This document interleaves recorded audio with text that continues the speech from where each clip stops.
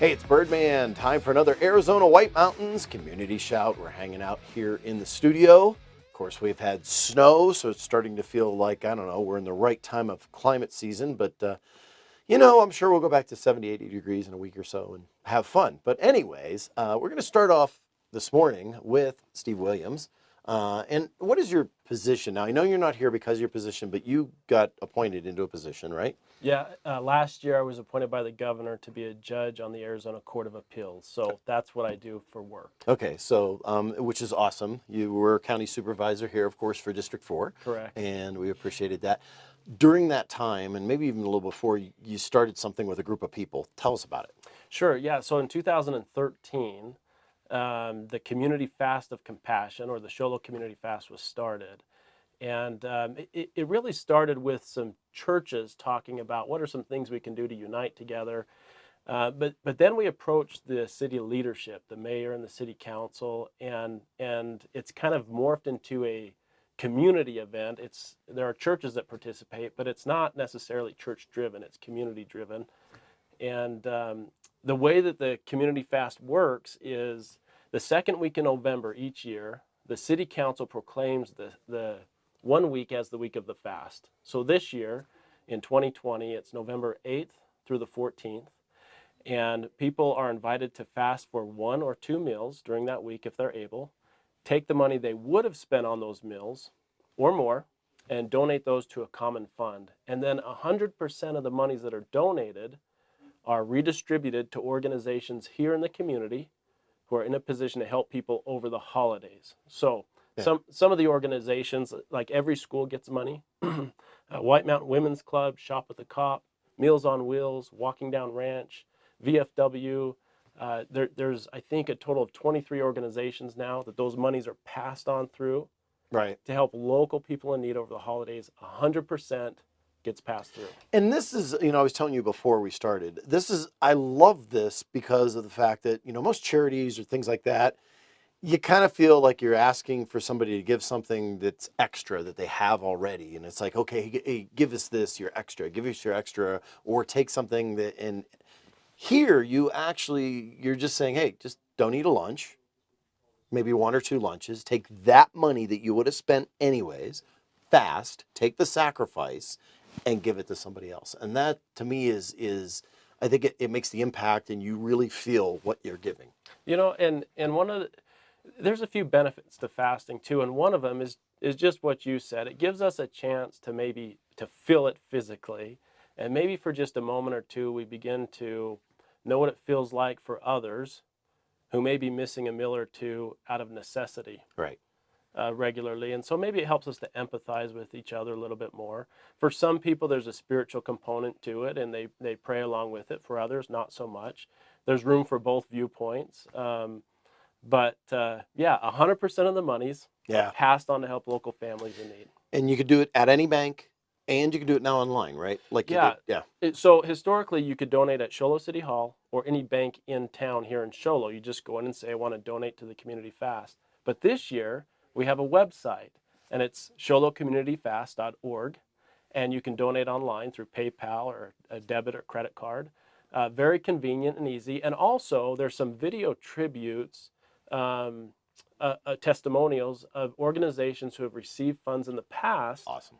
Where they talk about who benefited from those monies. So you can go on, learn a little bit more about the fast. You can donate. If you want to just informational, get on there and check out some of those videos and learn a little bit more about it. So once again, Steve Williams with the Community Fast of Compassion. Thank you very much for your time. Anything else? Well, the one thing I will say, Rob, is in the first 7 years of the fast, there have been more than $100,000 donated here locally. Last year in 2019, there was over $21,000 donated. Wow. Now, at the time of this recording, we're in the middle of the week of the fast. We don't have totals yet, but we have already surpassed what was donated last year, which was a record year. And that's in the middle of a pandemic. Awesome. And it's just a tribute to the businesses, to the people that live here in this community. They are very generous and giving people. And this is a way for them to help their neighbors over the holidays. So thank you to you for helping to promote it. And thank you to all of those listeners who have been so generous. And just I want you to take that little nugget right there and realize that in the midst of all the angst that we've had and all of the negativity of all the stuff you see on TV and online, maybe there's positive things and people do positive things. So go with that. Thank you. Thank you, Birdman. Okay, hanging out here in the studio, and now we're going to talk to my daughter's favorite people. I've got Joseph and Linda with Ballet, White Mountains. How are you two? Just good. So how have things been in the days of COVID? It's been a real struggle. Yeah? Yeah. Challenge. The arts have really suffered because there's nowhere to perform. Even we tried the outdoor this summer. Yeah. 3 days before that, the COVID increased and mandatory masks, and we had to withdraw that performance. For those that bought tickets, though, we've got this new offering. Okay. So we'll talk about that. Okay. But I want to focus in on the fact that, like I said, daughter's favorite. This is really good. And, she is 6 years old, and it's starting to see that discipline get developed. And, you've got to have something for kids to have that gives them structure. And you find something that they like. Dance she loves, so now she's getting into the structure part of it and things like that. So it's a good thing to be doing with children and have them involved. And you've luckily been able to get classes going, and those are happening, correct? Right. Yeah. But going back to what you're talking about with dance will give a child focus. I've had parents come to me again after they've, see what their child is doing and saying they can really focus now. But it's we are the first class classical training in the area. Right. So Joseph and I have worked hard on the accelerated ballet that we have. He's an excellent teacher. Both of us have danced professionally, so on. But in any case, yes, we're proud of the program. The staff, we're not that many. There's 3 of us that teach ballet, and but we love the kids. We just thrive on their excitement for dance. So during this time, like I said, we've obviously shut down big, huge performances, things like that. There's supposedly a virus or a vaccination coming, but it's not here yet. So we've got a little while to deal with this, and this is the time when you would be thinking about the Nutcracker and things like that. You've at least got a way to be able to perform, but you got to limit the number, correct? Yes. So tell us about what's going to be going on. Well, we've created an opportunity for people to come to the studio, okay? And it'll be 16 seats that are available, but we're doing the half-hour program 7 times in 1 day. Ooh, boy, they're going to get good. So they're going to get work done. I know. I thought of that today because we've got a talented young woman, Lori Wilson, who has come to us from St. John's, and both of us have worked with her and so on to bring her along. She'll be doing the Nutcracker's Sugar Plum Fairy.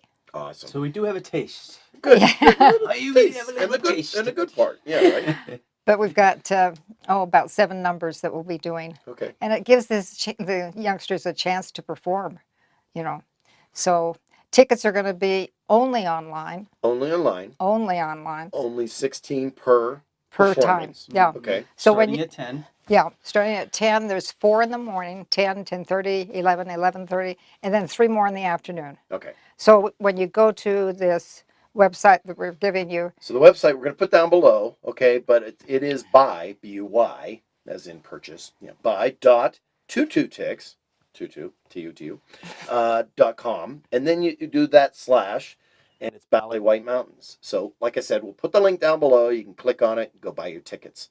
And with that, they can pick out their times because it'll be listed. And so when it fills up 16, that time frame closes.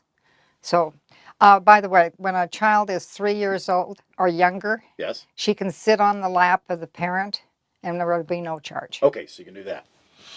The other neat thing is that for people that haven't been to our studio, and it is at our studio, Ballet White Mountains in Pinetop, and there is also parking in the plaza next to over there where the post office is and all that. So there's plenty of parking there, but it gives them an opportunity just to see our studio because they'll be coming right in, and we've turned it into a little mini theater, so to speak. Yeah. So they can see that as well. I tell you, go south don't go into the go south of where the studio is, go into that parking lot, park there, and go over, because otherwise we'll get into a congested mess for these Yes, folks. absolutely. So just go Good ahead idea. and go park any other place.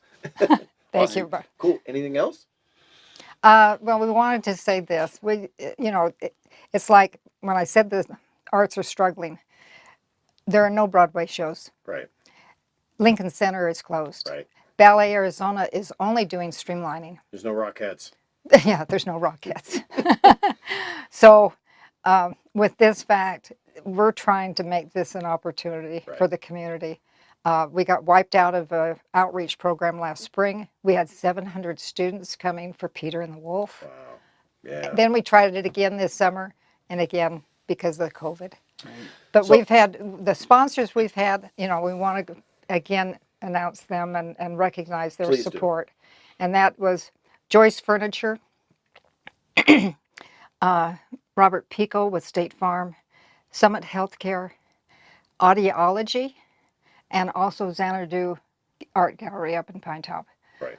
But here again, during this time when it was so difficult, Joyce Furniture stepped up again for me Yeah. and got us through. We had 2 weeks in June of classes, and we had 2 weeks in July. And we have been able to just work ourselves through to this point. So anyway, we're excited about the 21st. Awesome. Yeah. Cool. So we got that to look forward to. Go get your tickets. Click the link below. And thank you very much for your time today. Thank you. Thank you. Thank you very much. Hey, once again, I just want to remind everybody, be nice and positive. We've got obviously weird times right now with the election, with COVID and everything else. But, the Fast for Compassion, the ballet, these are all things that are positive and good things. And that's what we should focus on, local things, activities, stuff like that. We do, the parade, by the way, in Sholo is still on. And I'm sure we're going to be looking forward to a Pinetop Lakeside tree lighting as well. So get ready for those things. They're right around the corner. We get Thanksgiving and then that stuff. And then, of course, we can get into 2021 because we all know that's going to be a better year than 2020. I'm Birdman, and want to remind everyone that if I don't see you around town, I'm going to catch you right here on the web. It's a wrap.